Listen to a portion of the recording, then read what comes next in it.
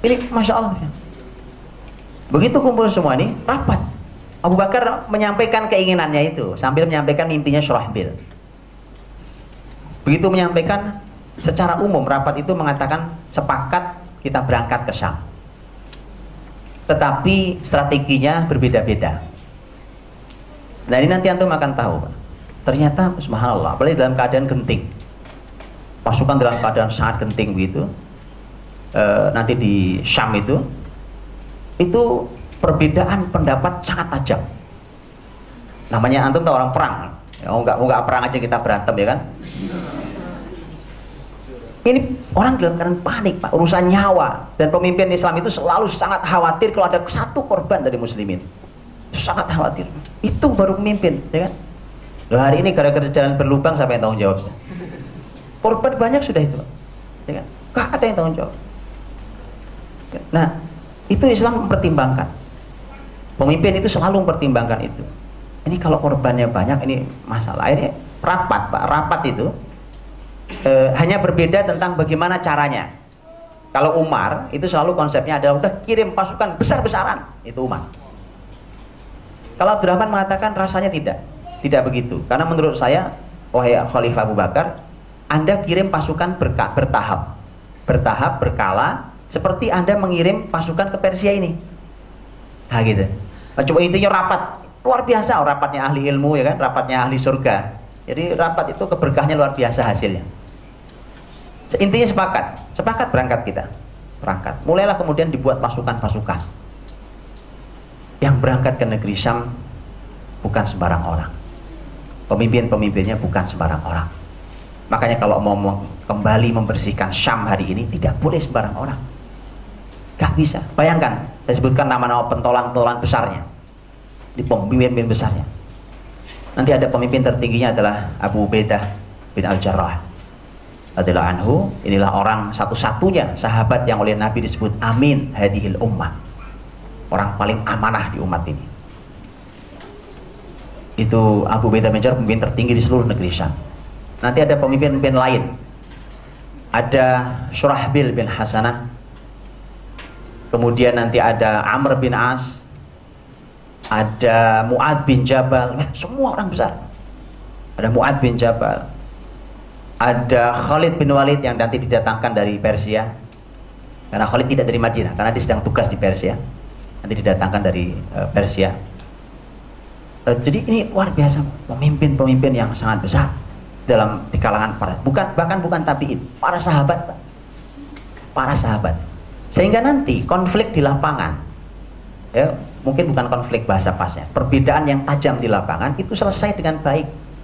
Mengapa? Kita ngaji bareng dulu. Itu di Syam, mereka di lapangan itu bisa berbeda pendapat. Ini saya tunjukkan beberapa dialog. Yang dialog itu begitu tajamnya. Tajam itu kalau rasanya kalau yang dialog kita berantem betulan gitu. Tapi karena sahabat nggak apa-apa. Ya, kalau kita yang dialog rasanya 3 hari kita nggak mau salam itu ya. Asal ketemu mukanya kanan ke kiri ya satu. Di Madinah, Pak, di Madinah itu Abu Bakar seumur berbeda pendapat terus. Tidak gampang. Tapi subhanallah kan, perbedaan itu bertemu dengan baik. Mereka saling tahu posisinya. Ini enaknya kalau orang berbeda pendapat itu punya Quran dalam dirinya, punya iman, punya ilmu. Itu enaknya. Tapi kalau kita, ini antum suka buat grup-grup nih ya, di SMS bikin grup ya kan, di dunia media sosial bikin grup, berantem mulu. Yang satu ke utara, satu ke selatan, dua-duanya nggak pakai ilmu. Dua-duanya nggak pakai ilmu. Itu sering saya jumpai. Saya itu kerjanya cuma bukain, pengen tahu aja ini apa sih yang diomongin anak-anak muda kita ini hari ini. Disitulah saya yakin kebangkitan bukan dari Indonesia. Betul, nah ini jujur nih. Sampai antum bisa buktikan tidak begini keadaan di dunia sosial, media sosial. Betul, Pak. Walaupun saya Kordowi beberapa kali ke Indonesia dan beliau memberikan rasa optimis bahwa kebangkitan dari Indonesia, saya katakan belum dari sini. Kalau begini keadaan belum. Oh belum. Kita bisa berantem runcing panjang lebar. Begitu saya baca dua-duanya nggak pakai ilmu. Kan susah mengadilinya itu. Ini terjadi, dan ini perbedaan tajam. Saya kasih contoh ya perbedaannya, Pak. Baik di Madinah, di ibu kota, membahas tentang itu, ya, sampai perbedaan tajam di lapangan. Itu sangat luar biasa. Di Madinah umpamanya, Abu Bakar dan Umar itu kan punya terus berdialog, terus berdiskusi antar mereka berdua tentang berita yang sampai, terus kirim surat, terus segala macam. Contohnya tentang masalah Khalid.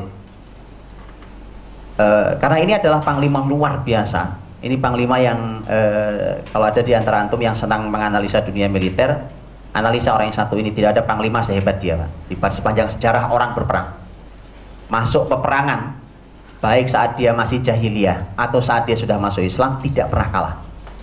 Anda tahu Rasul kalah di perang Uhud gara-gara siapa? Gara-gara Khalid. Gak gampang, ini orang gak gampang nih. Gak gampang.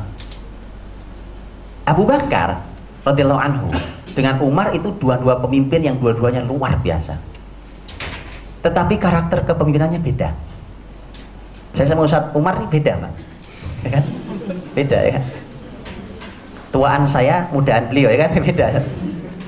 Ya. Karakter pemimpin bisa beda. Dan gara-gara beda karakter memimpin, itu terjadi perbedaan yang cukup tajam.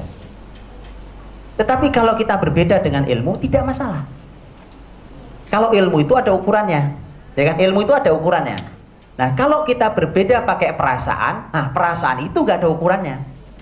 Susah kita ngukurnya. Mengadilinya juga susah, namanya perasaan, Pak. Tapi kalau ilmu ada. Saya berbeda dengan beliau, dalam masalah ilmu kita bisa dudukkan. Kita dudukkan sekarang. Kalau tidak ketemu juga, maka kepemimpinan yang akan mengambil. Saya pemimpinnya. Ditanggung jawab di hadapan Allah kalau itu sudah langsung, ya. Begitu Abu Bakar dan Umar. Kalau Abu Bakar tuh karakternya begini, Mas. Ini sekilas tentang Abu Bakar. Ini juga yang senang-senang ngomong kepemimpinan ya. Kalau ngomong pemimpinan jangan belajar dari orang kafir. Belajar dari orang-orang hebat ini, Khulafaur Rasyidin ini ya. Abu Bakar itu kalau memimpin kan orangnya lembut sekali. Sampai beliau itu kalau beliau mengirim, umpamanya ngirim Khalid dipercaya ke Persia, Abu Ubaidah dikirim ke Syam segala macam. Itu pokoknya beliau kasih panduan, tapi beliau percaya penuh di sana. Saya tunggu laporan. Saya percayakan penuh, saya tunggu laporan kamu, ya kan, nanti saya berikan masukan atau saya berikan sesuatu yang Anda minta. Dan seterusnya. Kalau Umar tidak. Umar itu maunya, bahkan di Persia pun gambarkan saya secara deskriptif sampai saya bisa melihat langsung dari sini. Itu Syam Persia kayak apa, saya kontrol dari sini. Pergerakan ke kanan ke kiri saya ngatur dari sini. Itu Umar. Beda karakter. Tapi dua-duanya mulia. Sehingga ketika terjadi dialog-dialog di Madinah berbeda. Pokoknya masalah Khalid tadi, ini masalah penting karena Khalid itu pemimpin tertinggi nantinya. Ya, di zaman Abu Bakar Khalid pemimpin tertinggi. Di zaman Umar Abu Ubaidah pemimpin tertinggi. Ini cara pandang. Waktu itu Abu Bakar menunjuk Khalid. Waktu itu rapat, bagaimana kalau Khalid kita pindahkan dari Persia, bawa sebagian pasukan ke Syam, bantu yang di Syam. Karena Persia sudah mulai nyaman, mulai pelan-pelan mulai dikuasai. Supaya Khalid bantu ke Syam. Itu Umar gak setuju. Tidak, kata Umar. Tidak ke Syam. Dengan pertimbangan, menarik pertimbangannya. Kata Abu Bakar, ini harus dipindahkan. Akhirnya karena tidak ketemu ya, dalam diskusi itu Abu Bakar ambil kepemimpinannya. Kirim, Khalid berangkat ke negeri Syam, bawa 9.000 pasukan. Abu Bakar. Nanti di ujung ada sebegitu salah satu kota ditaklukkan di Syam. Kan itu Khalid ketika sudah masuk ke Syam dan kota-kota itu ditaklukkan dengan begitu mudahnya oleh Khalid gitu ya, kurang lebih kalimat mudahnya. Begitu cepatnya Khalid masuk gitu. Entah bagaimana itu ceritanya Khalid radhiyallahu anhu. Khalid ini Masya Allah ya, karena dia pemimpin besar, itu kadang-kadang mengambil keputusan sangat cepat. Nah kecepatan itu suka susah diikuti oleh anak buahnya. Kadang-kadang suka susah diikuti oleh panglima lain. Ini sebenarnya ada plusnya ada minusnya. Nanti ada plus ada minusnya di masalah Syam juga begitu. Di antaranya gitu, dia ngambil keputusan ya bisa sendiri. Nanti waktu Damaskus, penaklukan Damaskus. Damaskus itu termasuk kota yang terakhir ditaklukkan karena itu kota paling ramai, kota dengan benteng yang kokoh, besar, susah ditaklukkan oleh muslimin. Itu Khalid masuk dari pintu timur, Abu Ubaidah masuk dari pintu barat, dari pintu utara, nanti beberapa sahabatnya lain bawa pasukan. Itu pemimpin tertingginya sebenarnya Abu Ubaidah, bukan Khalid. Tapi Khalid mengambil kebijakan di dalam benteng tanpa sepengetahuan pemimpin tertinggi Abu Ubaidah. Tetapi kalau antum baca sejarah, antum akan membenarkan tindakan Khalid. Ini nggak benar sebenarnya, nggak benar. Ini bukan kapasitas Khalid untuk mengambil perjanjian damai atau memutuskan untuk saya serang terus. Bukan wilayah Khalid. Makanya pas sebenarnya ketika Abu Bakar disandingkan dengan Umar, Khalid disandingkan dengan Abu Ubaidah. Karena Abu Bakar lembutnya sama kayak Abu Ubaidah, Khalid tegas kerasnya sama dengan Umar. Gitu kan? Jadi antum selalu nyari tim gitu, Zat. Itu luar biasa. Yang satu ngegas terus, yang satu ngerem terus, ya nggak jalan-jalan kan? Bukan itu maksudnya ya. Yang satu punya analisa tuh maju, pokoknya nggak pernah mundur, maju.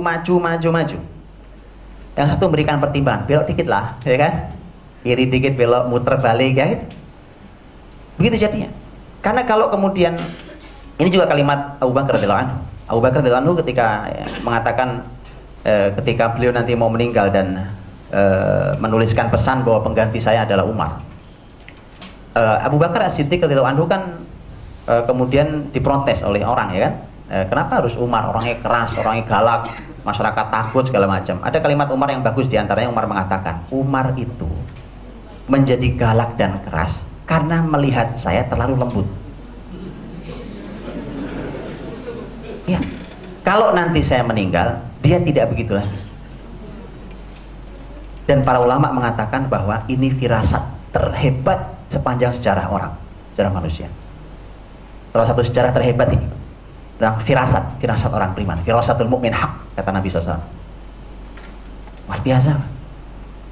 Maka dari itu pasti Pak, di lapangan ada Khalid dan Abu Ubaidah, ya. Di Madinah controllingnya ada, pusat utamanya ada Abu Bakar dan Umar. Walaupun semua sahabat dilibatkan, yang orang-orang nomor satu itu.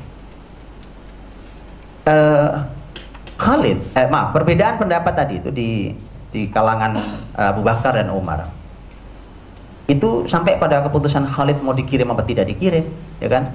Kemudian waktu Khalid tiba-tiba begitu sudah banyak menaklukkan kota-kota di Syam, tiba-tiba dia pergi, ditinggalin tuh sahabat.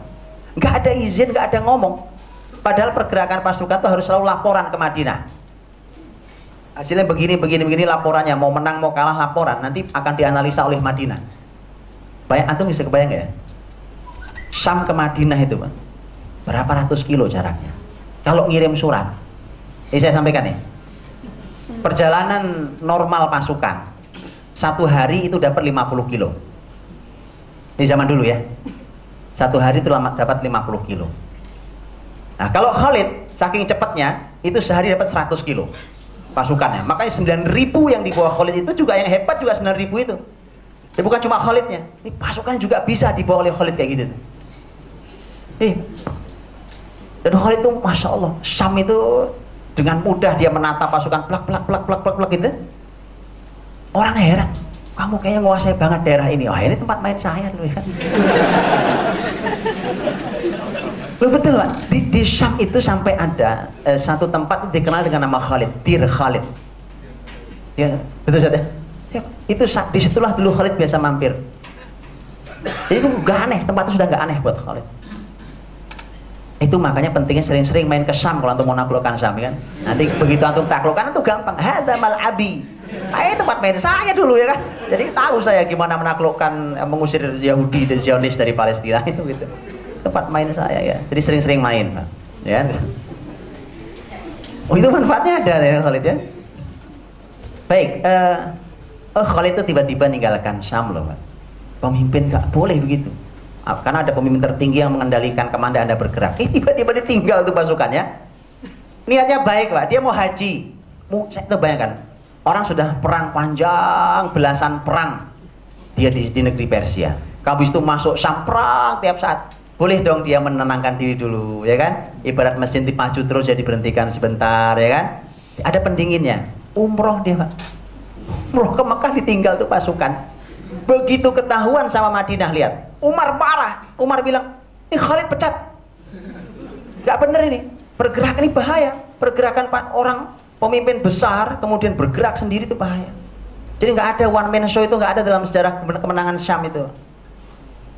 Jadi kalau ada orang senangnya cuma sendiri, ya, sendiri, cuma pengen muncul sendiri, tampil sendiri, ya, itu nggak ada di negeri Syam. Pupus dulu itu dari hati antum, baru antum bicara tentang kemenangan Syam. Ya. Yang ada adalah ukhuwah, Pak. Persaudaraan. Semua kita sama. Innama ana rajulun minal muslimin. Saya hanya seseorang, hanya satu orang saya dari seluruh muslimin ini. Bukan saya yang harus muncul. Gak ada itu di negeri Syam. Dalam bahasa Syam. Akhirnya itu Khalid berangkat, Pak. Berangkat haji, ya, umroh tadi itu. Umar marah, kata Umar pecat.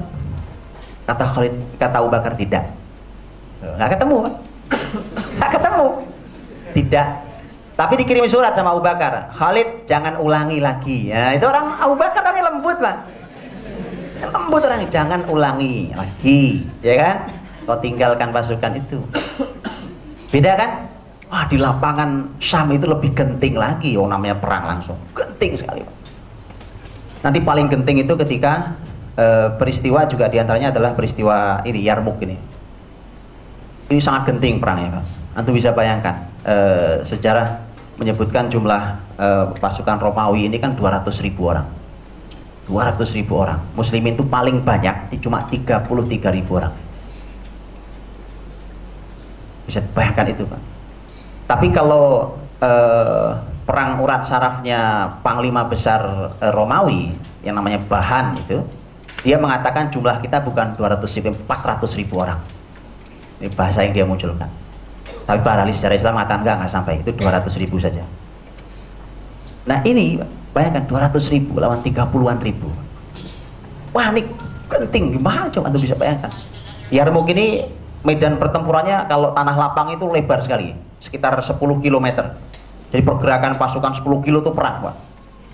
Itu bisa bayangkan besarnya 10 kilo ya. 10 kilo itu ya, untuk menampung tadi 30.000 lawan 200.000 itu. Itu sempat, karena sebenarnya ketika keadaan sudah panik ini, diantara yang saya ingin tunjukkan masih masalah perbedaan di lapangan. Ya, di lapangan berbeda pendapat. Tapi perbedaannya enak. Karena semuanya karena Allah SWT. Kalau karena kepentingan, ini nggak bisa diukur, Pak. Anda sembunyikan di hati nih sesuatu, gitu ya, udah nggak ketemu kita, bubar kita pasti. Nggak akan ada kekuatan muslimin. Orang asal menyembunyikan kepentingan dalam dirinya, itu yang jadi masalah. Para pemimpin kalau masih punya kepentingan pribadi, nggak akan ada kebesaran Islam. Ya, diletakkan di tinggi di atas kita adalah kepentingan Allah dan Rasulnya. Maka perbedaan pendapat gak masalah. Nah, ketika Khalid saat itu kan sebenarnya di dalam peperangan Yarmuk ini kan Umar sudah dipecat sama Khalid karena Abu Bakar sudah wafat. Ya, Abu Bakar itu sebelum Yarmuk ini wafat. Begitu wafat kan ganti Umar radhiyallahu anhu. Kemudian ada surat datang dari Madinah. Ya. Surat datang dari Madinah itu suratnya menyampaikan tentang kabar duka wafatnya Khalifah Muslimin Abu Bakar radhiyallahu anhu. Kemudian yang kedua, perintah dari Khalifah baru Umar bin Khattab untuk memecat Khalid. Diganti, Umar sudah lama ingin memecat Khalid kan? Ya, diganti dengan Abu Ubaidah bin Al-Jarrah radhiyallahu anhu. Nanti saya bicara pemecatan secara khusus ya. Ini juga enaknya nih. Ini kalau mau menaklukkan Syam, mau membebaskan Syam, itu modelnya harus begini. Pecat pemecat pun itu juga karena cinta, Pak. Kalau kita nih kalau pecat karena benci kan?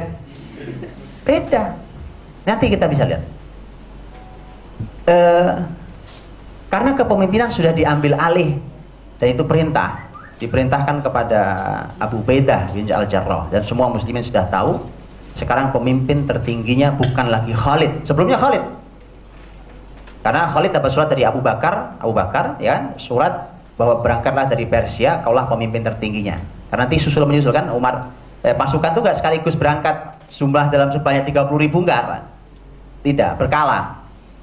Berangkat, kemudian berangkat, termasuk Amr bin As, Pak. Ini juga menarik nanti dialog Amr dengan Abu Bakar berhubungan dengan Abu Ubaidah. Masya Allah, ini ukhuwah sesungguhnya ini. Khalid ketika bukan lagi pemimpin tertinggi, maka dia tidak berani ngatur ini pasukan. Dia sadar diri, oh saya bukan pemimpin tertinggi, sekarang semua kebijakan bukan di tangan saya, tapi di tangan Abu Ubaidah radhiyallahu anhu. Abu Ubaidah itu pemimpin yang bijak, cerdas, ahli, tapi urusan perang tidak seahli Khalid. Maka ketika sudah, bayangkan Pak, 200.000 di depan mata gitu. Nah, kita tahu pasukan cuma 30.000. Sahabat sebenarnya nggak pernah takut Pak, nggak pernah takut. Tetapi kan perlu strategi. Itu Khalid diem aja nggak ngomong-ngomong beberapa waktu itu. Abu Ubaidah juga bingung, Abu Ubaidah juga, aduh gimana ini, strateginya apa? Akhirnya Abu Ubaidah nemui Khalid, fair-fairan aja Pak. Khalid, bicara, kenapa? Ini kamu harus bicara. Akhirnya Khalid ngomong Pak, lihat ngomongnya. Kata Khalid, boleh nggak kali ini pasukan ini panglima tertingginya saya? Ya, minta jabatan kan? Iya, minta jabatan tuh boleh, asal serius kayak Khalid. Modelnya kayak sekarang enggak ada. Tapi kalau kayak Khalid ya Pak. Dan Abu Ubaidah sadar diri untuk keadaan sangat genting di dunia perang itu tidak ada nomor 2. Tidak ada nomor orang yang hebat seperti Khalid. Abu Ubaidah bahkan tidak sehebat Khalid. Dia sadar diri Abu Ubaidah. Kata Abu Ubaidah, ya ambil. Dia betul, ambil. Kau sekarang kau panglima tertinggi. Jadi saat Yarmuk ini pemimpin seluruh Syam adalah Abu Ubaidah, tetapi panglima tertinggi di Yarmuk adalah Khalid. Karena Khalid minta. Nah Khalid sudah bingung mau menyampaikan usul ya kan. Di saat atas saya ada bos saya ya kan. Usul mentok, keadaan genting, nggak bisa. Saya harus ambil sekarang, saya sekarang kerahkan, saya perintahkan, instruksi, atur gitu. Kelamaan kalau saya koordinasi dulu mau Ustadz Umar atasan saya bilang gimana Ustadz ini? Kelamaan. Ini pasukan buru mati ya kan. Langsung saya putuskan, bak gitu. Makanya langsung aja Khalid bilang, bagaimana kalau saya ambil aja nih panglima tertinggi di sini? Kata Ubaidah, ambil. Begitu ambil, baru Khalid ambil kebijakan. Dia membuat strategi perang yang nggak pernah ada sebelumnya di dunia Arab itu. Yarmuk. Karena ini nggak lazim, kata Khalid, keadaan ini nggak lazim. Ketika tidak lazim harus ambil strategi yang tidak lazim. Iya kan? Itu Syam, Pak. Itu Syam. Antum lihat saya sekarang, Palestina. Palestina itu yang dihadapi itu tidak lazim. Karena itu pemimpin penguasa peradaban bumi hari ini, Yahudi.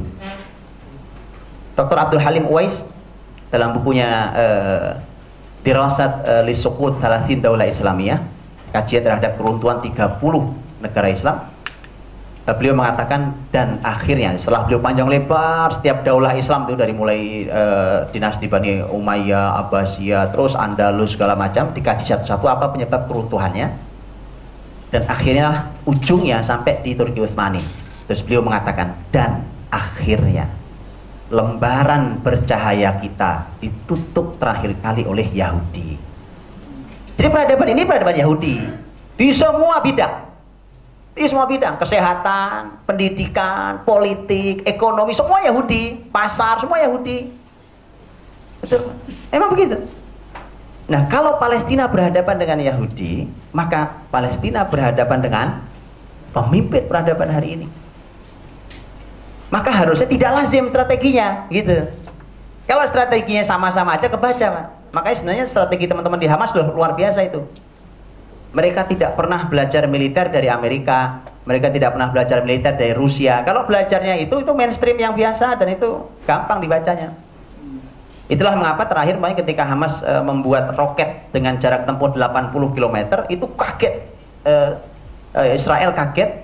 Karena ternyata itu sudah sampai ke wilayah dekat ibu kota mereka, itu kaget. Karena dulu sebelum ini mereka hanya bisa membuat roket dengan jarak tempuh 40 km. Itu kecepatan nambah 2 kali lipat, itu dari mana mereka belajar?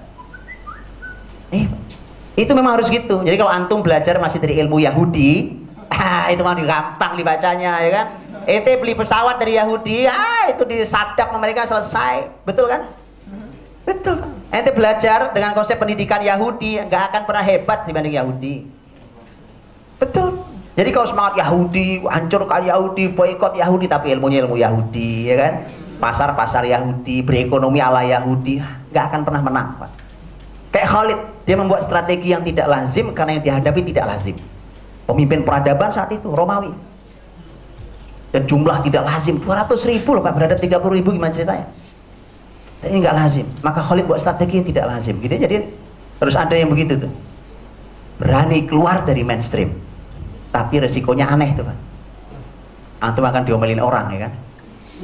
Ya orang akan bilang, ya ini orang aneh Pak, ya kan? Ah, ini orang lagi berkhayal kali Pak ya, gitu. Iya. Dan inilah teman-teman rahmati Allah SWT. Akhirnya kemudian kan diambil alih. Jadi perbedaan pendapat itu di lapangan itu begitu runcing ya, tapi tidak ada masalah. Mereka bisa menyelesaikan dengan baik. Nah kalau tidak, seperti kita lihat hari ini di Suriah, mau antar mujahid tembak-tembakan. Dari awal tuh saya bukan orang yang senang bereforia. Karena dari awal ini juga kebiasaan kita karena tanpa ilmu, sekali lagi. Mohon maaf saya bahasanya agak kasar dikit. Karena tanpa ilmu. Waktu umpamanya muncul jihad di Suriah, luar biasa. Ini karya besar anak-anak muda muslimin, para mujahid. Ya kemudian sudah bereforia dengan banyak hal. Khilafah. Kemudian muncul ISIS, ya kan? Negeri mendeklarasikan tentang Islamic State untuk Irak dan Syam. Udah bereforia gitu ya. Saya bilang masih jauh kalau antum baca dari sisi peradaban. Bahwa ini bagian dari usaha, iya. Bagian dari usaha, iya. Tapi tidak, belum. Tapi di tengah orang bereforia, kalau saya menyampaikan pendapat, saya dicaci maki banyak orang. Pasti itu. Bahkan mungkin ada yang mengatakan, ini Anda ini anti jihad ya, itu. Makanya diem aja, begitu jatuh baru saya ngomong, hah bener kan saya bilang, kan? Selalu begitu. Dan ini masalah di masyarakat kita Pak. Ya, umpamanya ini banyak sebenarnya saya pendam di hati saya tentang, umpamanya bicara tentang masalah apa nih di Indonesia ini kan juga begitu. Untuk mengambil ilmu itu ustadz yang menongol di TV, ya kan? Kita nongol di TV ini, makanya resiko kayak saya ini bahaya posisinya. Nongol di TV gitu kan, kemudian kalau iya karena itu menjadi masalah. Dan ketika sebuah ajaran sedang dipakai oleh banyak orang, ajaran ini salah gitu ya, kemudian saya mau negur, ini salah nih ajaran, oh dicaci maki seluruh Indonesia. Begitu jatuh baru rame, oh salah ya Pak, iya kan kemarin dia ngomong saya ya kan, salah ya kan. Tapi karena orang lagi mabuk tuh begitu susah. Nah itu yang terjadi. Maka lihat sekarang Pak, mujahid, sesama mujahid tembak-tembakan, di media saling fitnah. Ini nuduh sana, ini nuduh sana, ini nuduh sana, coba. Subhanallah. Anda tahu, muslimin hari ini dengan cara apapun belum siap. Lihat saya tunjukkan. Saya bertemu dengan salah satu panglima Hamas di Masjidil Haram. Pada salah satu itikaf di Ramadan. Kemudian saya bertanya waktu itu tentang, waktu itu Mesir baru diambil alih oleh Ikhwan, dan saya tanya ke beliau, simpel buat saya, apakah kenaikan Mursi memberikan manfaat buat antum di Gaza? Simpel, gak usah berteriak-teriak ya kan. Kalau memang betul anda pejuang, buka itu pintu Rafah, selesai. Kan dari awal juga teman-teman Gaza minta anda gak usah bantu, buka aja pintu Rafah, itu insya Allah masalah selesai kan. Saya cuma tanya ke beliau, ada gak manfaatnya Mursi naik buat antum? Simpel. Kalau tidak, sudahlah, itu berteori kepanjangan. Ternyata betul. Beliau mengatakan, alhamdulillah manfaatnya besar. Oh, luar biasa. Nah, setelah itu beliau ngasih kaidah, ngasih sebuah ilustrasi. Ilustrasi tentang negeri Syam, hubungannya dengan Mesir. Karena menurut sebagian ulama, negeri Kinanah itu dua-duanya. Ada yang mengatakan Mesir saja, ada yang mengatakan Mesir plus Syam. Beliau ini mengatakan bahwa ini ada Palestina, kemudian ada Suriah, kemudian ada Mesir, yang cuma dibatasi oleh Laut Merah. Ini seperti burung, badannya Palestina, sayap kanan kirinya adalah Suriah dan Mesir. Ketika itu Mesir sudah mulai memberikan harapan, memberikan harapan. Waktu itu Ikhwan naik, kemudian saya tanya betul, dia yang di Gaza jadi dia tahu kan. Saya tanya apakah ada manfaat, dia bilang ada, sangat banyak manfaatnya. Mursi naik, alhamdulillah masyarakat mulai nyaman hidupnya di Gaza waktu itu. Setelah itu beliau mengatakan, mudah-mudahan berikutnya ini pasti adalah Suriah. Nah, kalau Suriah ini pun bisa diambil alih oleh muslimin, maka ini pasti akan terbang seperti burung. itu pasti akan keluar Zionis tidak lama lagi. Itu harapannya begitu. Nah tapi lihat, perhatikan, kan kalau di Mesir itu kan diambil alihnya dengan proses pemilu, demokrasi, gitu kan? Ikhwan masuk di pemilu dengan bergabung dengan beberapa kelompok Islam lain mengangkat Mursi. Kemudian muncul nih di negeri ini yang juga aneh juga nih, ya kan? Kerjanya cuma seneng berantem, ilmunya nggak ada. Kemudian bilang demokrasi kafir, it's okay. Kalau mau kita diskusi boleh kita diskusi kan? Demokrasi kafir. Setelah itu ini nggak bener Mesir nih. Mesir ini nggak bener nih. Begitu Mursi jatuh semua bersorak, tuh kan bener. Orang ikuti konsep kafir. Masuklah yang suka menyerang Mesir itu, kemudian masuk ke Suriah melalui jihad. Ini baru jalan benar. Tembak-tembakan juga di Suriah sesama mujahid. Jadi kesimpulannya adalah Muslimin hari ini mau pakai demokrasi, mau pakai jihad, dua-duanya tidak siap. Betul? Dua-duanya belum siap.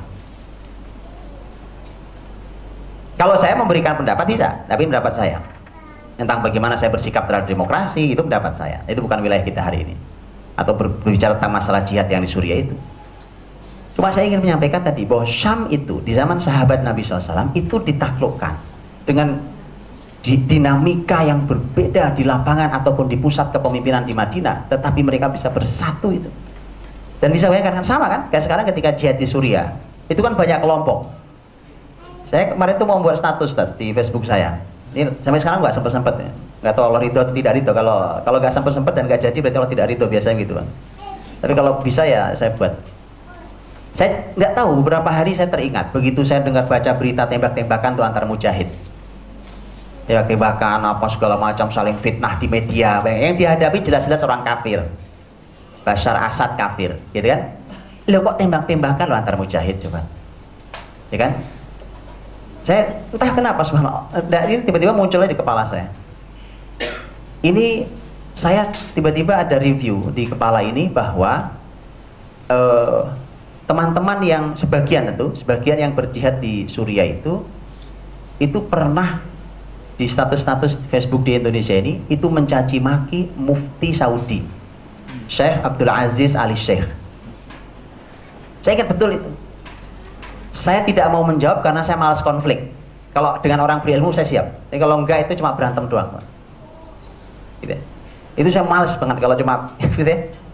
Berantem cuma enggak. Karena kalau dengan ilmu boleh. Karena waktu itu Mufti Saudi ini kan di situ dituliskan pokoknya Mufti Saudi anti jihad segala macam. Ini mufti kerajaan anti jihad, tidak boleh berangkat ke Suriah segala macam. Saya mohon maaf sampai hari ini saya termasuk orang yang tidak pernah percaya kalau berita itu ada berita di Timur Tengah terus saya ambil dari bahasa Indonesia. Saya mohon maaf tidak pernah percaya dari manapun sumbernya. Saya udah kapok Pak. Setiap saya cek mesti salah. Gak tahu saya ini kenapa gitu. Akhirnya kemudian saya nggak pernah percaya. Maka saya cek langsung berita Arabnya. Cari itu dari berbagai macam berita yang bisa dipercaya, karena kalau di Timur Tengah tuh enaknya web-web itu ada penanggung jawabnya, tokoh penanggung jawabnya, bahkan fotonya dimunculkan. Pokoknya ini webnya Syekh Dr. Ait Al-Qarni, ini webnya Salman Auda, ini web gitu, jelas. Ini webnya Syekh siapa itu.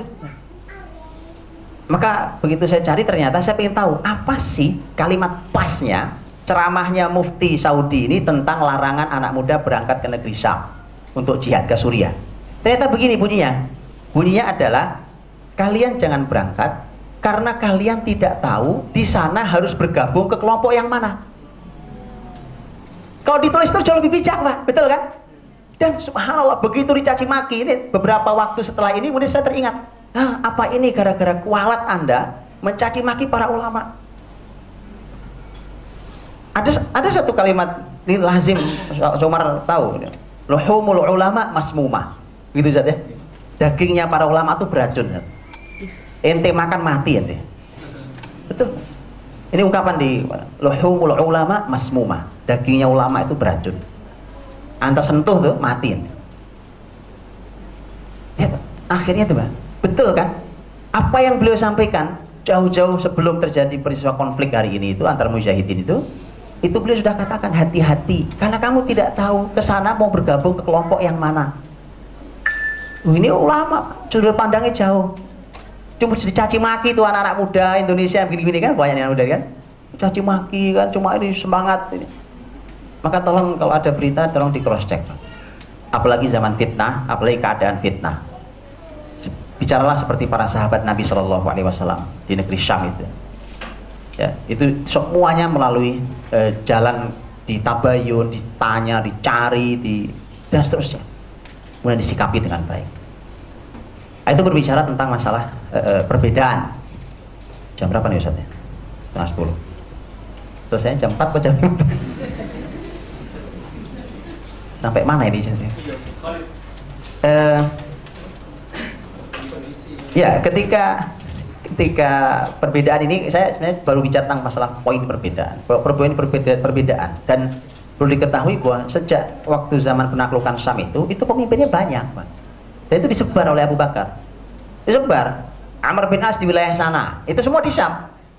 Di Syam semuanya. Amr di sana, Khalid masuk dari sana. Khalid itu ketika masuk dari Persia. Itu sejak awal Khalid sudah mengagetkan karena semua analisa semua analisa Romawi tentang dari mana datangnya pasukan muslimin itu semua mengatakan ya dari selatan. Karena kan Jazirah Arab di wilayah selatan. Nah, Khalid pintar, kalau saya datang dari selatan atau saya datang dari timur, itu sudah diduga, maka Khalid muter saya datang dari utara. Khalid kerjanya apa? Padahal jalan yang dilalui untuk bisa masuk dari utara melalui Irak itu jalannya sangat sulit ditempuh. Tapi namanya Khalid ya. Khalid itu nggak ada istilah susah. Ya, Pak. Baik. Ada dua kalimat yang sama padahal mereka tidak pernah sepakat tentang masalah Syam. Satu kalimatnya Umar, dua kalimatnya Khalid. Dua-duanya ketika bicara tentang Syam yang kekuatannya sebesar itu, Romawi sebesar itu, mereka mengatakan di mata saya itu hanya seperti lalat. Bayangkan Pak, Romawi segede itu di mata dia cuma lalat kecil. 200.000 lalat ini ya. Oke. Nggak gampang loh untuk bangsa yang kalah. Sekarang lihat bangsa yang kalah, kalau teorinya Ibnu Khaldun ya kan? Ibnu Khaldun punya teori di Muqaddimahnya kan. Walaupun teori ini dikritik oleh sebagian ulama tapi di beberapa poin. Tapi secara umum benar bahwa bangsa kalah itu selalu pengennya ngikut yang menang. Di segala hal, cara berpakaian, segala macam etika, adat, budaya, apa segala macam itu ngikut bangsa yang menang. Dan ternyata memang begitu. Susah untuk bangkit saat bangsa kalah itu susah sekali. Begitu ngomong peradaban, bicara tentang Islam, Pak, keadaannya beda, Pak. Itu kan zaman Rasul dulu, sekarang udah berkembang Pak zamannya, ya kan? Bangsa kalah itu susah diajak ngomong Pak. Betul. Makanya tidak perlu banyak, hanya perlu orang-orang yang mau berpikir di luar mainstream tadi itu. Kayak Khalid itu. Di luar mainstream, jadi berani berpikir, enggak, kita jalankan. Kalau ini perintah Allah Rasul pasti bisa dijalankan. Bahwa itu aneh itu biasa, Nabi juga sudah bilang dari awal kan, Islam itu aneh, ya kan? Badal Islamu qariban wa sa'udu qariban kama bada. Mulai asing ya berkembali pada asing itu biasa aja ya, itu di segala hal Pak. Nah jadi kalau ketika pemimpin mereka banyak disebar, Surahbil masuk dari mana, kemudian Amr bin As masuk dari mana, Khalid masuk dari mana, itu disebar, tetapi mereka bisa bersatu. Padahal saat itu alat komunikasi jarang. Alat komunikasi apa? Cuma ngutus orang, alat komunikasi sama tulisan kertas itu ya, atau maaf bukan kertas, tulisan surat, bukan kertas, nomor kertas. Nah hari ini alat komunikasi gampang, ternyata kita seringkali miskomunikasi. Kan aneh Pak, alat komunikasi mudah, orang bilang canggih, tapi kita sering miskomunikasi. Ya antum sering miskol doang, ya, miskomunikasi. Sudah gitu kalau SMS gak dijawab ya susah, ya. Ini gak jawab sombong amat, padahal gak punya pulsa. Beda urusan Pak. Tolong dipahami, orang berbeda. Anda kan nggak pernah lihat, bahkan nelpon sekalipun Anda nggak tahu di sana beliau lagi ngapain. Ya, soal itu coba lihat. Dan masalah komunikasi saja itu masalah loh, itu masalah. Dan Syam itu sekali saya katakan di depan tadi, itu adalah gabungan tentang semua kehebatan. Baru Syam bisa diambil. Gitu? Baik, saya bicarakan tentang strategi Khalid yang aneh. Ini strategi yang aneh supaya kita sekedar kita tahu. Muslimin sudah punya kebiasaan kalau perang itu ada pasukan tengah namanya Qalb, ada Maimanah itu pasukan gelandang kanan itu Pak, kan? Ada Maisarah itu bagian kiri. Selalu susunannya begitu, walaupun nanti ada beberapa perbedaan pergeseran sedikit. Khalid memikirkan, ini 200.000 orang, dia akan menguasai 10 km itu kan, lebarnya lapangan Yarmouk itu 10 km kurang lebih. Itu bahaya Pak. Kalau yang di ujung mereka punya inisiatif muter, dikepung muslimin. Maka Khalid harus nyebar juga, padahal cuma 30.000, 33.000. Gimana nyebarnya? Kalau cuma pasukan tengah, kanan, kiri, wah itu bahaya. Akhirnya Khalid begitu sudah ngambil kepemimpinan dari Abu Ubaidah radhiyallahu anhu, dia langsung buat aturan baru. Kata Khalid, saya mau kuasai medan ini 10 km dengan pasukan yang sedikit, gak apa-apa, saya akan atur. Caranya bukan lagi pasukan tengah, tapi kanan dan kiri. Tapi Khalid membuat sebuah konsep namanya Al-Qaradis. Al-Qaradis atau itu bentuk jamak dari kata Al-Qurdus. Itu adalah kalau di kita apa ya, kalau di tentara itu pokoknya pasukan-pasukan kecil. Pasukan kecil, artinya pasukan kecil itu ya satu Qurdus itu jumlahnya bisa 800 sampai 1000 pasukan. Enggak kelompok besar gitu. Itu oleh Khalid dipecah menjadi 38 pecahan. Apa bahasa kita istilahnya? Batalion itu berapa jumlahnya? Ya, begitulah kurang lebih ya. Nah ini dipecah menjadi 38 sama Khalid. Ada yang mengatakan 36 sampai 40. Yang jelas kurang lebih ada sekitar 38 dibagi oleh Khalid. Kemudian oleh Khalid dibuatkan pemimpin tertinggi Khalid. Semua komando di tangan Khalid. Kemudian di bawah Khalid itu adalah pemimpin-pemimpin utama tempat Khalid diskusi. Ada Abu Ubaidah bin Jarrah, Syurahbil bin Hasanah, ada Amr bin As. Jadi pemimpin ini tidak perang. Posisi mereka adalah mendiskusikan. Kemudian tadi tetap dibagi, ada tengah, ada pinggir, tapi kemudian dibagi-bagi 38 untuk menguasai medan itu. Dan masing-masing ada pemimpin-pemimpinnya. Termasuk Mu'adh bin Jabal, salah satu pemimpin besarnya. Nanti Khalid juga mulai mengatur strategi. Ini bedanya strategi orang kafir sama Khalid. Masing-masing khawatir jangan-jangan kabur pasukannya. Itu bahaya sekali. Ini antum berapa jumlahnya nih ngaji ya kan? Kalau pokoknya 100 orang ya, tiba-tiba 50 orang absen, itu semangat jatuh. Bagaimana dengan perang? Ada orang 100 saja kabur bubar semua ya. Itu bahaya. Lah, kalau di pasukan Romawi itu datang perintah langsung dari Heraklius. Heraklius posisi jauh, Pak, jauh. Dia ngungsi jauh di wilayah Antokia. Tidak, jauh. Dia perintahkan agar setiap 10 pasukan Romawi diikat pakai rantai supaya nggak lari. Dan dia diletakkan di sebuah tempat namanya di tempat itu adanya di dekat Sungai Yarmouk, karena yang membelah ini hanya sungai. Gitu ya, di sebelah barat Sungai Yarmouk itu. Jadi wilayah itu kayak apa ya, kalau ini kayak botol Pak, apa pasnya. Jadi wilayahnya luas, cukup untuk menampung sekian banyak orang, tetapi kalau mau lari dia sempit jalan larinya. Ngerti ya? Itu strateginya Heraklius tuh. Gitu strateginya. Kalau muslimin tidak. Khalid enggak ada muslimin lari, tapi ada saja namanya khawatir juga kan? Karena apalagi beberapa yang dikirimkan untuk membantu muslimin adalah mereka-mereka yang pernah murtad. Nah ini juga secara iman masih lemah, sangat mungkin kabur. Dan Abu Bakar orang yang fair Pak, sangat fair. Kalau memang dia pemimpin, dia orang besar, dia orang hebat, bahkan sudah pernah murtad 2 kali. Ada yang pernah murtad 2 kali kan? Itu ya ditempatkan di posisi yang baik ketika sudah kembali ke Islam. Jadi nggak ada dendam-dendaman itu. Ya, kalau di kita ini kan pandai menghukum, susah memaafkan. Pandai memaafkan, susah menghukum. Itu dua-duanya nggak benar. Betul nggak? Karena waktunya antum harus bicara ukhuwah, persaudaraan, saling memaafkan, tenggang rasa, ya ukhuwah. Saatnya ukubah, ngukum ya hukum. Bukan dicampur aduk itu. Saat ukhuwah atau ngomong hukuman, saat harus menghukum atau ngomong persaudaraan, ya ceritanya. Ya, berbeda. Sehingga ketika 38 Qaradis tadi itu dibuat oleh Khalid, Maka Khalid kemudian membuat strategi yang unik. Muslimin itu kan tahu pemimpin tertinggi mereka Abu Ubaidah bin Al-Jarrah, ya. Kemudian mereka juga sangat hormat pada Abu Ubaidah bin Al-Jarrah. Maka kata Khalid, Abu Ubaidah tadi posisinya di agak di depan, posisinya Sa'id bin Zaid radhiyallahu anhu. Anda ke belakang, kata Khalid, di paling belakang pasukan. Bukan untuk menyelamatkan Abu Ubaidah, enggak. Apa fungsinya? Fungsinya adalah kalau ada pasukan mau kabur, lihat Abu Ubaidah malu, kan? Ini itu bagus, Tad. Jadi supaya nggak absen kalau ngaji nih, antum nongkrong di sana, duduk aja, pulang ya. Itulah. Itu Tad. Ini kalau gampang kabur dari ngaji gimana mau jihad, ya kan? Kabur ngaji kabur mulai, absen pulang.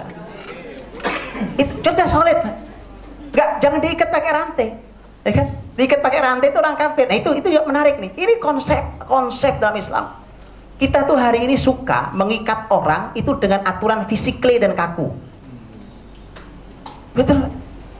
CCTV boleh, tapi ini kaku dan fisikly. Kenapa? Muslimin punya ikatan hati, ya kan? Ikatan hati. Nanti kalau buat aturan 1, 2, 3, yuk kita langgar bersama-sama, ya kan? Loh, itu kebiasaan di kita. Aturan sih mantap, ya kan? Oh, saya punya teman, salah satu pimpinan sebuah perusahaan. Dia bilang gini, Ustadz, sebenarnya di perusahaan saya ini itu makan siang dengan klien saja nggak boleh. Tapi saya bilang kok banyak parsel-parsel ini. Lah inilah Ustadz, kita sepakat kok melanggar kok. Memang begitu kan? Di aturan jelas nggak boleh. Makanya saya bilang, kalau gitu mendingan antum ubah aturannya daripada antum buat aturan antum melanggar bersama-sama. Antum buat aturan baru. Nggak begini aturannya, harusnya dibuat. Bagaimana aturan? Mungkin boleh tapi dengan aturan terus. Ini kebiasaan kita, Pak. Karena kita suka dengan yang namanya controlling itu physically sifatnya. Harusnya controlling itu fisik juga, tetapi juga ada kontrol di hati itu. Nah, taruh Abu Ubaidah di sana. Itu tokoh yang dihormati, duduk aja di belakang. Nggak ada yang kabur. Ya. Khalid, masya Allah, Khalid cerdas, Pak. Beliau pasang orang-orang tertentu. Itu kan aturan pasukan. Bahkan nanti di tengah perang itu Khalid mengatakan, Khalid itu punya spesialis kuda. Beliau itu spesialisasinya kavaleri. Jadi ahli berkuda. Makanya nanti salah satu yang ikut di medan pertempuran Yarmuk, masya Allah, radhiyallahu anhu adalah Abu Sufyan.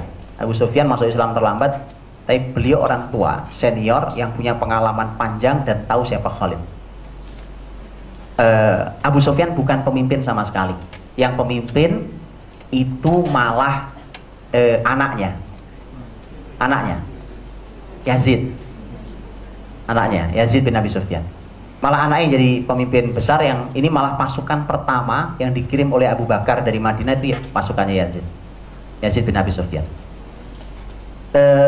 Tapi Abu Sufyannya sang bapak nggak memimpin, tidak memimpin. Ya resiko, Pak, udah tua masuk Islam terlambat, ya kan? Ya, nama begitu. Makanya yang tua-tua yang terlambat tahu dirilah. Betul, ini anjuran, Pak. Ini main tua itu nggak main. Di peradaban Islam urusan tua itu nggak main, Pak. Urusan tua, ya kan, terus duduk ya hanya modal karismatik, ya kan, duduk nggak main sudah. Yang ada adalah siapa yang paling ahli, siapa yang paling soleh yang menurut ukuran kita sebagai manusia. Itu yang duduk di situ, semudah apapun dia usianya. Gitu. Bagi tadi masih milih siapa yang berusia, ya kan. Nah, jadi ini Abu Sufyan itu yang sebenarnya juga nggak enak beliau, karena beliau bukan pemimpin, tapi beliau ketika ada rapat di tenda Panglima, itu semua kumpul tuh, ya Khalid, ya Yazid putranya Abu Sufyan itu, ya Syarahbil bin Hasan, ya Amr bin As, Abu Ubaidah, semua kumpul membicarakan strategi. Abu Sufyan lewat di luar tenda, dia dengar ini kayak Panglima lagi rapat, ya.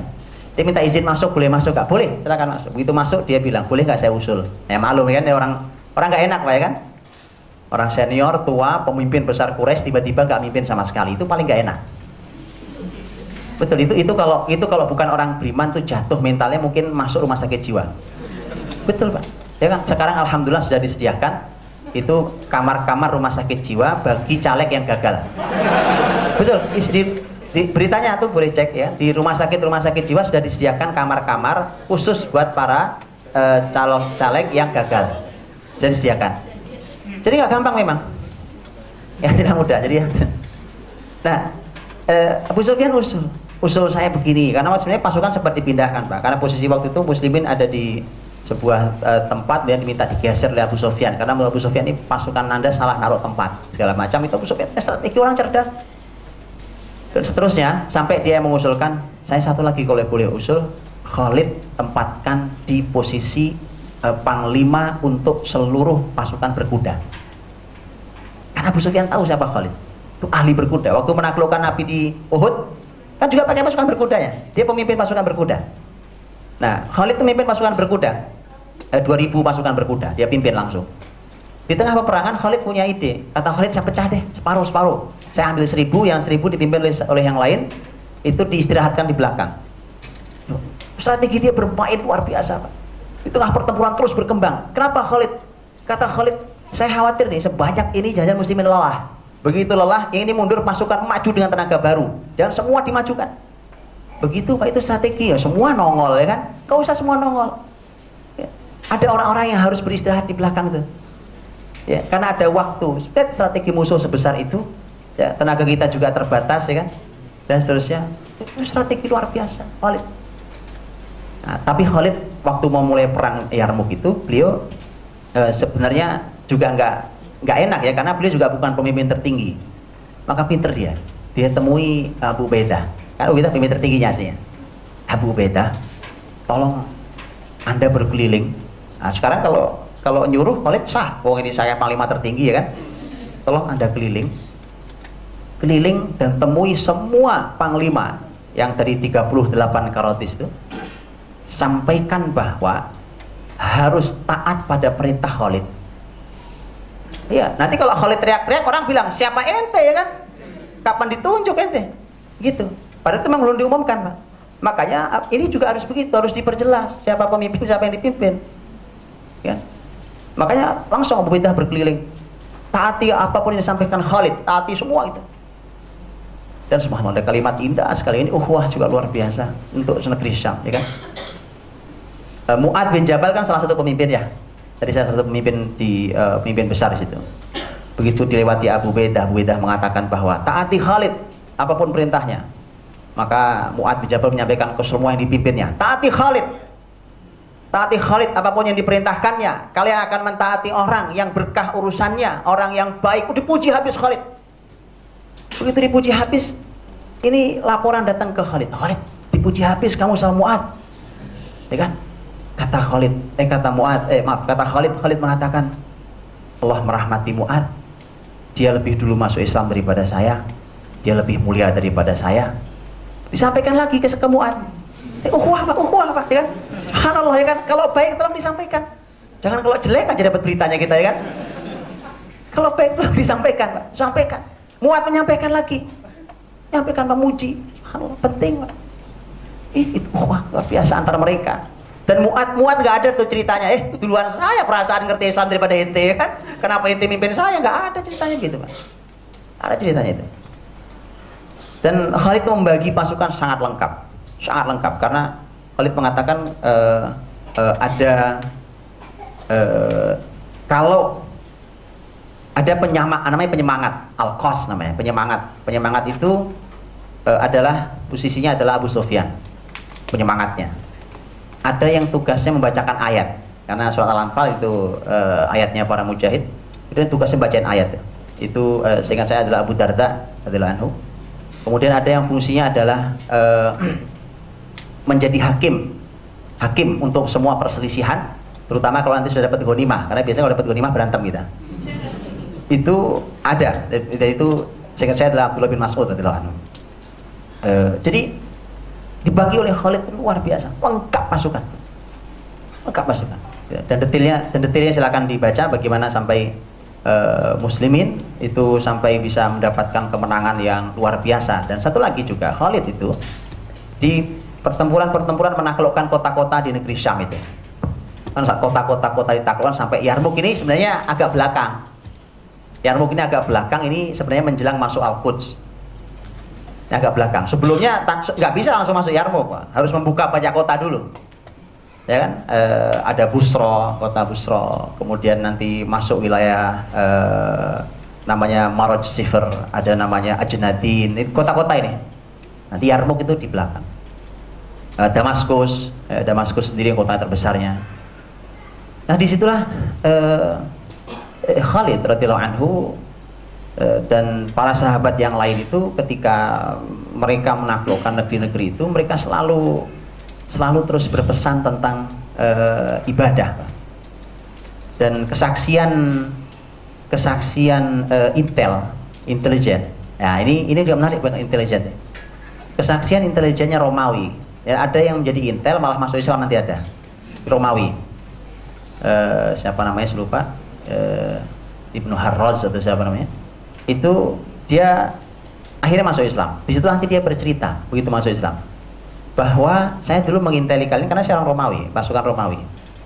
Begitu diinteli, laporannya ke panglima tertinggi Romawi, yaitu Bahan itu, laporannya begini. Mereka itu siapa nih yang datang ini?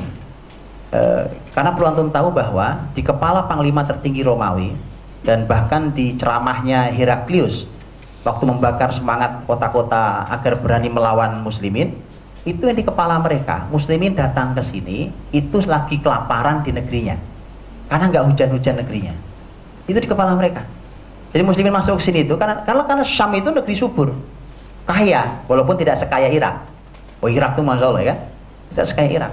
Tetapi Syam itu masya Allah, apalagi negeri ini berkaya kita tahu. Kalau Jazirah Arab ya gitu, ya kering, padang pasir. Jadi kepala mereka ini orang-orang lapar nih. Orang lapar datang. Nah, itu nanti dibantah oleh Khalid ya, dan Khalid itu memberikan tadi kalimat-kalimat yang luar biasa waktu nanti dialog langsung dengan si panglima tertinggi di lapangan Romawi itu ya, orang Bahan misalnya. Laporan intelijennya itu mengatakan begini. Dia mengatakan bahwa mereka itu adalah ruhbanul lail wa fursanun nahar. Kalimat itu. Kalau malam hari mereka jadi rahib. Mereka artinya rahib kan? Ngerti rahib. Perasaannya ibadah, sujud, sholat, ya kerjaannya itu muslimin kalau malam. Kalau siang mereka fursan. Mereka adalah jagoan-jagoan, panglima-panglima hebat, kesatria dahsyat. Itu kalau siang hari. Dan ini kesaksiannya begitu. Dan itulah para penakluk Syam. Pembuka Syam itu adalah ruhbanul lail wa fursanun nahar. Baru ya. Masih susah bangun malam ya. Fursan nahar. Berjuang, kalau siang hari berjuang. Nah, itu masya Allah kalimatnya kalimat penyair dahsyat tentang para pemuda ya kan. Para pemuda Islam itu kata penyair itu mengatakan gitu bahwa idza syahidul waqa kanu kumatan yaduqunal ma'aqila wal husuna wa in jannal masa'u fala tarahum minal isfaqi illa sajidina. Kalau mereka menyaksikan pertarungan yang hak dan batil, mereka akan menggedor benteng-benteng kebatilan itu. Tapi kalau malam hari Anda tidak jumpai mereka kecuali mereka menangis dalam sujudnya. Nah, itu syair tentang pemuda ya. Panjang syairnya itu. Turahal yarjiul madhi fa inni muqirrun bidzalikal madhi hanina banina hikbatan fil ardi mulka yuda'imhu syababun tamihun dan seterusnya. Baik, ada dialog antara Bahan dan Khalid. Dan tadi sekali lagi panglima Romawi itu melecehkan muslimin sampai pada tahap bahwa mereka menganggapnya orang-orang lapar datang nyari makanan. Ya, mau menguasai, mau nyari makanan. Datang Khalid waktu itu mereka pengen nego, kita pengen dari muslimin datang. Langsung Khalid sendirian datang. Ya Allah, ini perhatikan. Saya gambarkan ya. Saya gambarkan supaya antum tahu. Ini Khalid menganggap Romawi benar-benar kayak lalat, Pak. Hanya sekecil lalat Romawi itu. Lihat. Khalid, kan di sana ada, ini kan mau pertemuan nih, pertemuan antar panglima tertinggi. Panglima tertinggi Romawi, panglima tertinggi muslimin, Khalid. Kan di sana ada tenda besar panglima Romawi. Lah Khalid bikin tenda warnanya merah, Pak. Bikin tenda di sini dengan modelnya unik ya kan. Dia bikin tenda. Itu di campnya mereka. Oh kan saya mau diundang ya kan. Saya bikin tenda dulu. Di camp mereka saya bikin tenda dulu ya kan. Dia hanya ditemani oleh satu orang. Dia cuma berdua. Anda tahu, begitu dia dijemput oleh utusan Panglima kami sudah siap bertemu Anda. Oh siap, saya keluar. Itu dia keluar, itu jalan sudah disiapkan. Ada tahu di kanan kiri itu berlapis 10 lapis kanan, berlapis 10 kiri. Ini semua tentara Romawi, semua bawa pedang terhunus begini, Pak. Sebenarnya pengen aku nakuti Khalid sebenarnya. Lah Khalid kalau ditakuti di hati dia ini, ente lalat semua ya. Mana ada takutnya tuh orang ikan? Gak ada takutnya sama sekali. Dengan konsep itu jangan takut, konsep peradaban kafir kok takut bangga banget. Ya saja, itu lalat. Ya kan? So, itu di balik 10 itu masih ada pasukan berkuda. Bolak-balik. Cuma mau nakut-nakutin Khalid karena begini, Anda perlu tahu. Yang tadi saya katakan, Heraklius bahkan si panglima tertinggi itu begitu sudah berhadapan dengan muslimin, dia bilang, wah bener nih, kita bagusnya nyerah aja.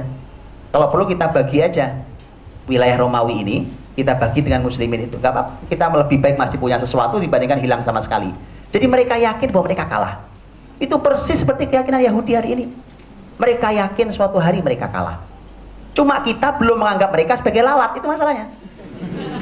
Kita anggap mereka masih hebat, besar, Pak. Pemimpin bumi, profesor-profesor hebat di Harvard University itu, wah hebat mereka semua, ahli ekonomi, ahli apa, persenjataan paling canggih, militer luar biasa. Kita belum menganggap mereka lalat, Pak. Makanya belum. Mereka sudah mengatakan bahwa kita pasti kalah suatu hari dengan muslimin itu. Zionis sudah katakan itu. Itu persis kalimatnya Heraklius. Heraklius itu waktu muslimin baru datang. Itu dia sudah temui para pastor terutama di wilayah Palestina. Itu sudah ditemui oleh Heraklius bahwa dia katakan, saya sudah bilang bahwa mereka ini akan datang. Kalau mereka datang, mereka akan menang di negeri ini. Bagaimana kalau kita nyerah saja, nanti kita tinggal bernegosiasi. Marah semua pastor. Marah, akhirnya ya mau tidak mau kan. Heraklius ya sudah, kalau gitu kita lawan aja kan. Kalau Anda nggak ada yang setuju. Jadi sudah dari awal panglima tertinggi mereka tahu bahwa mereka akan kalah. Jadi Khalid berangkat ke tenda panglima tertinggi itu kayak begitu kanan kiri ya Pak. Masuk di tenda itu, itu dialognya dialog menghina itu pada Khalid ya. Tapi sebenarnya sudah mau nego. Begini aja Khalid, ya kan? Bagaimana kalau setiap satu pasukan Anda, jadi setiap satu orang dari pasukan Anda, itu saya kasih 10 dinar. 10 dinar Pak. Plus 1 onta lengkap dengan bawaannya. Jadi kalau onta itu kan bawaannya mesti makanan apa. Orang anggap dia orang lapar. Dari awal tuh di kepala dia ini orang lapar ini. Songong emang dia. Loh sekarang muslimin dianggap dunia ketiga loh Pak. Negara dunia ketiga. Dianggap Anda nggak berpendidikan, Anda orang lapar, dianggapnya betul loh. Nggak ada yang baru. Makanya saya bilang sejarah itu mengulangi diri. Nggak ada yang baru. Bacalah sejarah antum akan tahu masalahnya sampai solusinya. Subhanallah itu. Dan disinilah kemudian 10 dinar setiap orang. Itu kalau dikalikan 33.000 berapa yang harus dia keluarkan?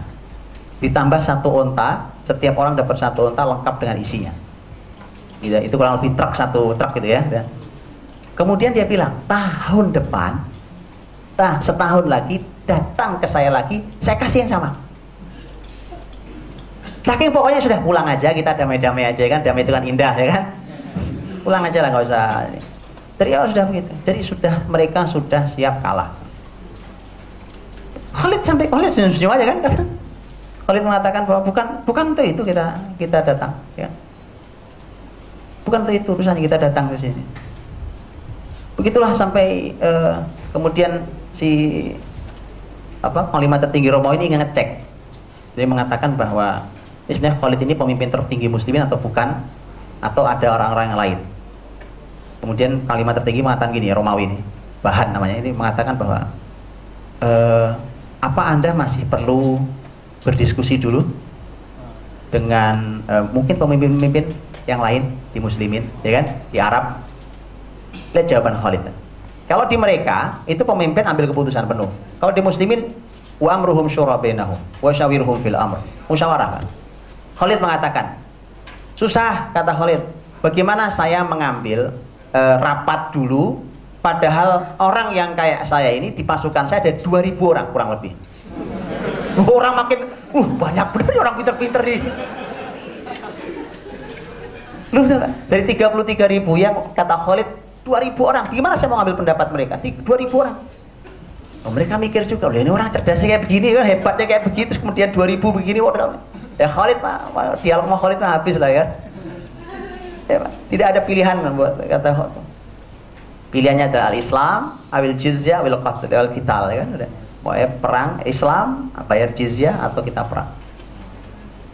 Ya, dan kita tahu bahwa kemudian ya kemenangan di tangan muslimin dan seterusnya. Teman-teman dirahmati Allah, saya tutup sedikit lagi yang sudah 10 lewat. Saya ingin sampaikan, silakan dibaca dan sangat banyak pelajaran mahal di Yarmouk. Ada yang kedua yang ingin saya sampaikan tentang Syam. Ini ketika muslimin masuk ke setelah Yarmouk ini nanti salah satu kemenangan luar biasa, dan ini adalah pintu untuk masuk ke Afrika, adalah penaklukan Al-Quds. Disebutnya itu kota Elia. Al-Quds ini itu kan kunci kotanya dipegang oleh para pastor-pastor itu. Ada pastor tinggi mereka. Dan kita tahu bahwa salah satu orang hebatnya adalah sahabat mulia Amr bin As radhiyallahu anhu. Ini strategi juga canggih sekali, silakan dibaca di strateginya ya. Amr bin As radhiyallahu anhu dan tentu juga ada sahabat-sahabat yang banyak sekali yang lain, tapi ini nanti yang termasuk Abu Ubaidah, tapi begitu masuk ke Mesir nanti ada perang besar Amr bin As, setelah mengapa nanti Umar menetapkan Amr bin As sebagai gubernur di Mesir nantinya. Al-Quds itu ada pelajaran mahal sekali, karena begitu sudah selesai dan perlawanan orang-orang Al-Quds sudah selesai, sudah tidak ada perlawanan lagi, maka si pemimpin waktu itu yang ditemui adalah Amr bin As. Kemudian sang pastor ini bilang begini, bukan Anda orang yang berhak menerima kunci Al-Quds. Kata Amr, kok bisa tahu? Ya, karena di kitab suci kami tertulis orang seperti apa yang akan menerima kunci Al-Quds. Disebutkan cirinya. Kata Amr, oh kalau itu berarti Umar. Itu pemimpin kami di Madinah. Kirim surat dia langsung. Umar datang. Ternyata menurut kitab suci mereka Anda yang terima orangnya. Cirinya seperti itu persis ya. Lihat Pak. Jadi subhanallah, betul kalimat Rasul. Kalau ada nabi setelah aku maka Umar. Illa annahu la nabiyya ba'di. Tapi tidak ada nabi setelah aku. Umar radhiyallahu anhu berangkat Pak. Disebutkan dalam sejarah sebenarnya dia berangkat cuma berdua dengan pembantunya, dengan stafnya. Ya kok nggak bawa satu lagi unta gitu deh. Kok bawa unta juga cuma satu Pak. Itu berdua naik gantian. Ya sekian kilo Umar turun ganti stafnya, sekian kilo turun Umar ganti, ini gitu gantian sampai Palestina. Kalau khalifah muslimin tidak ada pengawalan tuh. Ya subhanallah, begitu menjelang masuk gerbang tuh sebenarnya sudah ditemui oleh para sahabat. Ada beberapa sahabat Nabi mulia di sana yang menemui Umar. Sebenarnya kebijakan pertimbangan sahabatnya juga bagus. Dia berkata pada Umar, orang-orang Palestina, Kristen sini, Ortodoks ini, itu sangat memperhatikan penampilan. Nah Umar itu kan penampilannya sederhananya luar biasa, ya kan? Kita tahu sederhananya luar biasa. Lalu bajunya aja, kok ya ada yang iseng ngitung berapa tambelannya, itu di sejarah ada Pak. Ya Allah, lengkap betul sejarah Islam itu. Sampai berapa tambelannya, kok ya tega orang ngitung tambelannya berapa gitu. Ada di sejarah disebutkan tambelannya. Ya itulah Umar gitu, pemimpin tertinggi, penguasa Persia Romawi, bayangkan. Sesederhana itu pilihan hidup seorang Umar. Dan akhirnya tolonglah ganti penampilan Anda ini, kita sediakan pakaian ini, ganti pakaian Anda dan juga kendaraannya. Umar marah Umar. Umar mengatakan, kita ini kaum yang dimuliakan Allah dengan Islam. Anda cari kemuliaan di tempat lain, Anda tidak akan menemukan, bahkan akan dihinakan, dijatuhkan Allah SWT. Bukan karena pakaian kita mulia. Marah Umar. Memberi pelajaran. Walaupun disebutkan dalam riwayat akhirnya Umar pakai. Tapi artinya bahwa ini berikan pelajaran.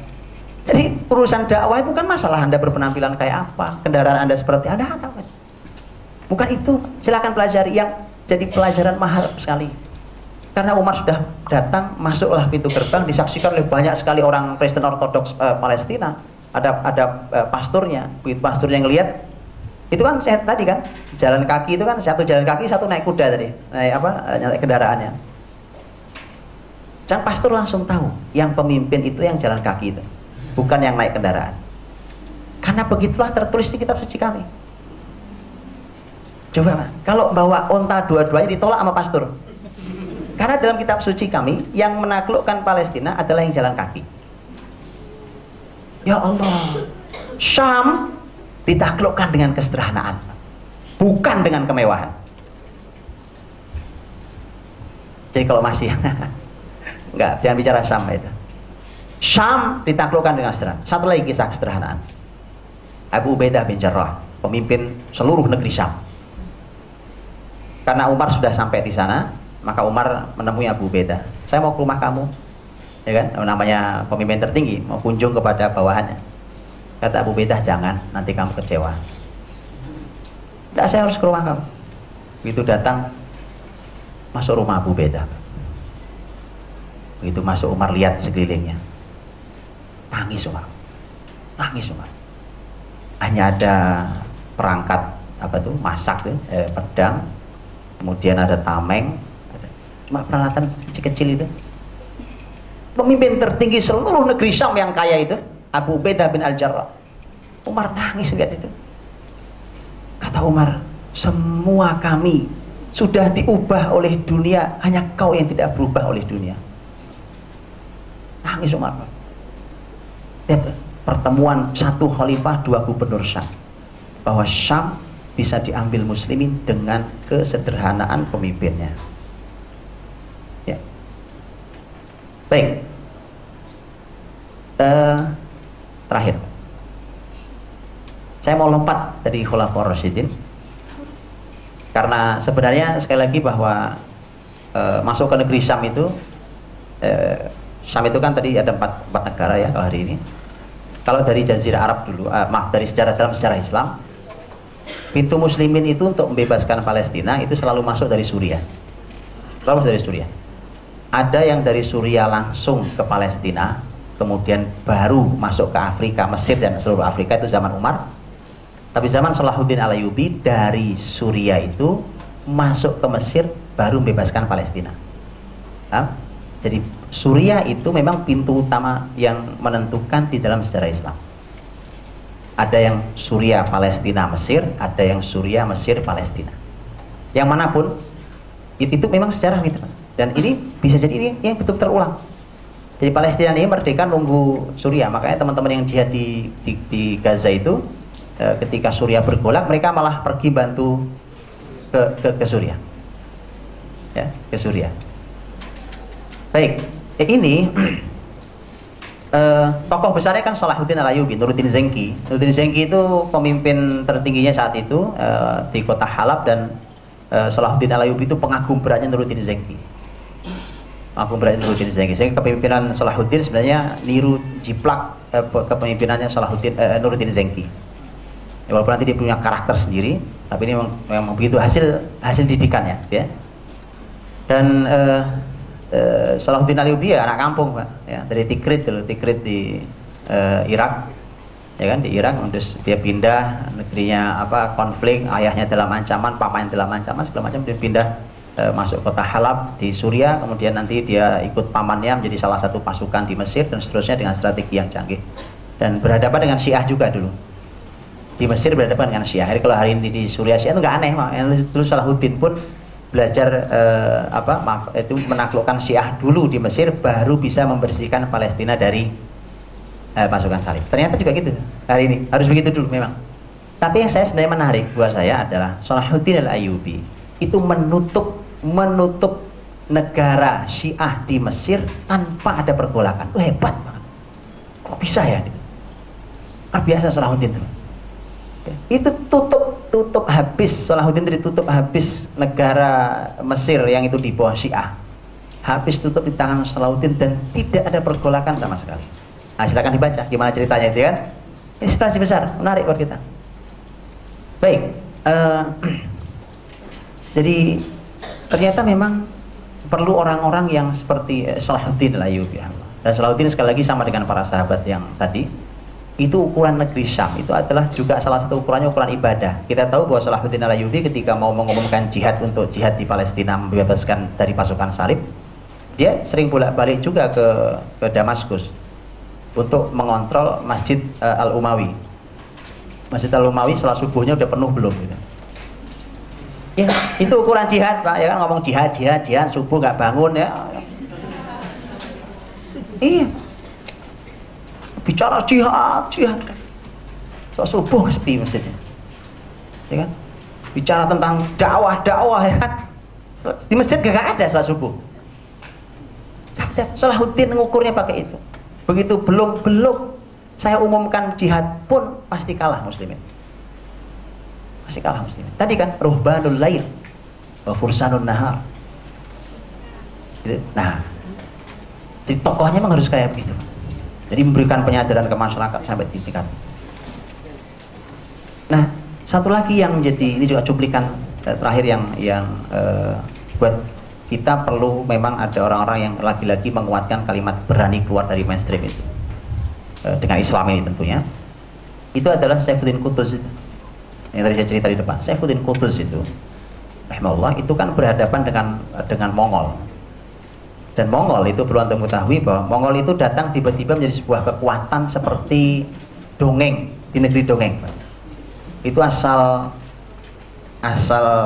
pasukan Panglima Mongol itu ngirim surat ke pemimpin di wilayah Muslim manapun, itu langsung nyerah. Pemimpin Muslim langsung nyerah, langsung. Sehingga dia masuk ke negeri manapun dengan angkuhnya, kemudian membumi hanguskan, mengambil kekayaan dan segala macam, membunuh orang semaunya. Mereka itu melakukan itu semua tanpa perlawanan dari muslimin. Tiba-tiba dalam keadaan sulit pemimpin tidak ada. Kalau kemarin waktu enak pemimpinnya ada semua, pas sulit tidak ada semua. Nah, Saifuddin Qutuz itu pemimpin Mesir. Dialah yang berstrategi melahirkan sebuah semangat baru di tubuh muslimin, bahwa Mongol itu bukan pasukan tidak bisa dikalahkan. Dan ini menarik itu, Saifuddin Qutuz juga ada bersurat suruh nyerah dari Mongol. Bahasanya angkuh sekali, kami ini ya kan orang dengan kekuatan tenaga begini begitu dan seterusnya. Benar bahwa kami kafir. Orang Mongol songong kan. Bahasa gitu, benar bahwa kami kafir, tapi Anda juga pelaku dosa. Jadi, lihatlah, lihat kalimat ini mirip kan hari ini. Ya kan? Benar Anda bilang Anda sekarang saya kafir, ya kan? Tapi ente kan juga sama aja, ngaku muslim tapi juga sama perbuatannya. Gitu. Jadi musuh tuh tahu. Musuh tahu. Ya, walaupun sok tahu sebenarnya kan. Tapi benar. Sudah nyerah saja. Saifuddin Qutuz begitu bacain surat di hadapan panglima-panglimanya di Mesir. Panglimanya tuh usul sebagian dari mereka. Udah kita nyerah saja. Persis sama kayak yang lain. Dia ceramah Saifuddin Qutuz. Demi Allah, kalau kalian tidak berangkat, saya berangkat sendiri. Saya hadapi pasukan Mongol ini. Kalian sudah lama memakan harta Baitul Mal, kan digaji negara. Tiba-tiba sekarang kalian benci jihad ini. Tapi nanti, kata Saifuddin Qutuz, siapa yang mau berjihad berangkat bersama saya, yang tidak mau maka pulanglah ke rumah kalian. Tapi nanti, kalau ada wanita diperkosa, anak-anak kecil ditindas dan dibunuh, orang-orang tua menjadi korbannya, kalian bertanggung jawab di akhirat nanti. Itu mah, jadi perlu orang kuat kayak gitu. Ya, di muslimin harus gitu. Semua bangsa nggak banyak, tapi perlu ada orang yang berani begitu. Bisa, apa yang tidak bisa dengan syariat ini? Begitu. Bukan susah Pak, ini zamannya. Itu bangsa kalah. Sudah, Anda tungguin aja, Anda berarti kelompok-kelompok kalah ya. Susah Pak sistemnya, oh berarti Anda kalah. Tunggu aja, saya akan melakukannya sendiri tanpa Anda. Gitu. Kalau masih selalu berbahasa, oh ini kan keadaan berat, kalah. Betul Pak. Karena gara-gara itu dia berkumpul sekelilingnya kan. Berkumpul sekelilingnya. Semua pada ngikut. Tapi masalahnya perang itu perlu dana. Saifuddin Qutuz nggak punya dana. Ini dana kurang nih. Akhirnya dia nanya ke para ulamanya. Nah ini pentingnya selalu dikawal ulama. Gak ada kebangkitan tanpa ulama yang mengawalnya. Gak ada itu. Harus selalu bertanya pada para ulamanya. Saifuddin Qutuz bertanya pada para ulama, bagaimana kalau saya ngambil pajak dari masyarakat untuk dana perang? Kata ulama, haram. Oh, enak. Andai negeri ini ada yang berfatwa begitu, enak sekali. Gak perlu bayar pajak antum. Betul Pak. Bertanya sama beliau, apa pajak halal?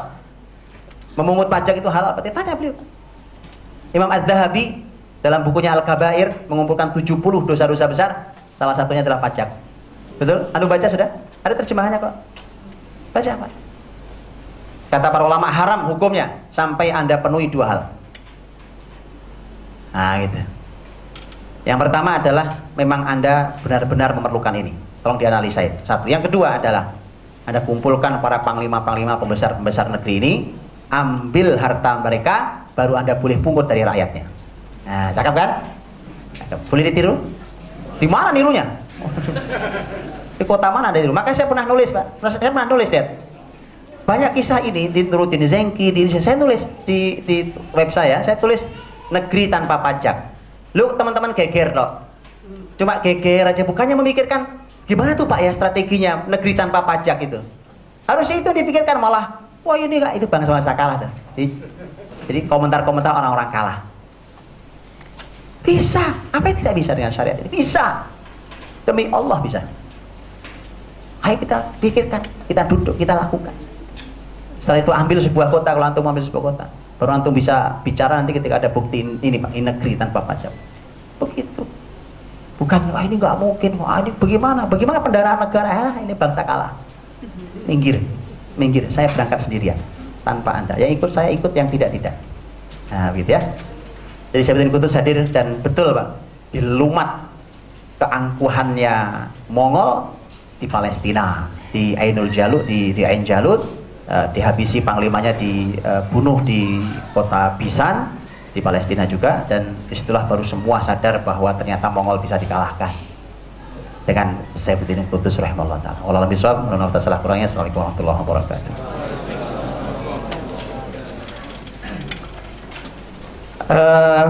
Alhamdulillahirrahmanirrahim. Kita sudah mendengarkan pemaparan materi dari Ustadz kita, Ustadz Budi Ashari LC. Terus terang berat bagi saya untuk menyimpulkan apa kata-kata beliau, karena saya kira ini materi yang dikumpulkan dari puluhan buku yang telah beliau baca, dan beruntunglah teman-teman yang bisa mengambil ilmu beliau pada malam hari ini, insyaallah. Amin ya rabbal alamin. Ada beberapa kata-kata mungkin yang ingin saya ulang menjadi penguat buat kita semua. Yang pertama, sejarah umat ini akan terus berulang. Maka siapapun di antara kita yang paham dengan sejarah, maka sungguh ia telah memahami problematika umat ini sekaligus dengan solusinya. Ketika saya mendengar permasalahan perdebatan yang dialami oleh pemimpin panglima perang di Syam, kemudian saya melihat apa yang terjadi sekarang di Suriah, inilah sungguh yang terjadi, termasuk di Indonesia.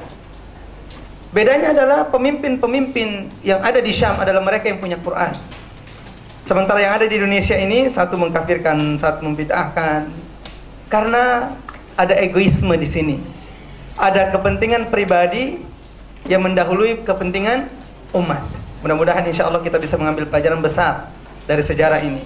Amin ya rabbal alamin. Terakhir, ini bagi saya juga sangat inspiring. Jangan pernah menjadi orang besar kalau Anda belum menjadi orang yang soleh. Kenapa? Susah obatnya. Ya, saya kira insya Allah bermanfaat. Mudah-mudahan kita pun yang datang ke sini mendapat amal ibadah di sisi Allah Subhanahu wa taala. Aku qouli hada. Untuk sesi tanya jawab mungkin bisa langsung ke beliau nanti via email atau SMS, karena ini sudah sampai jam 10, setengah 11, subhanallah tidak terasa. Dan dari tadi saya merasa menikmati betul materi beliau, dan mudah-mudahan Ustadz antum tidak bosan-bosan untuk berbagi ilmu di majelis ini insyaallah. Karena dituntut ini Ustadz kalau antum tidak berbagi. Jazakallahu khairan katsiran buat materi dan buat teman-teman yang sudah hadir insyaallah. Kita tunggu di Tazkif Spirit of Aqsa volume 4 bulan depan. Insyaallah kita akan informasikan. Kita tutup dengan doa kafaratul majlis. Subhanakallahumma bihamdik asyhadu an la ilaha illa ant nastaghfiruka wa natubu ilaik. Assalamualaikum warahmatullahi wabarakatuh.